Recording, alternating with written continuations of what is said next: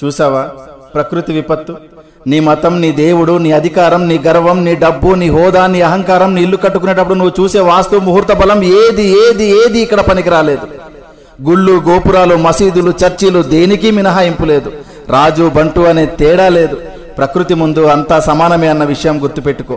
వాస్తవానికి ఒక పేదవాడు ఇల్లు కూలితే మహా అయితే చిన్న చిన్న గాయాలు మాత్రమే. అదే ధనవంతుడు ఇల్లు కూలితే కనీసం శవం కూడా దొరకదు. ఇది గుర్తుపెట్టుకో. గట్టిగా బతికితే మహా అయితే 100 ఏళ్ళు, అందులో రాత్రి రూపంలో 50 ఏళ్ళు పోతుంది. మిగిలిన 50 ఏళ్లలో ఏమీ తెలియని పసితనం అంటే బాల్యంలో 10 ఏళ్ళు గడిచిపోతుంది. మిగిలిన 40 ఏళ్లలో చిట్ట చివరి వృద్ధాప్యంలో దినదిన గండంగా 5 ఏళ్ళు గడిచిపోతుంది. ఇంకా నీ కోసం మిగిలింది కేవలం 35 ఏళ్ళు మాత్రమే. ఈ 35 ఏళ్లలోనే నీ చదువు, నీ సంపాదన, నీ కుటుంబ బాధ్యత, బంధాలు, బంధుత్వాలు అన్నీ చూసుకోవాలి.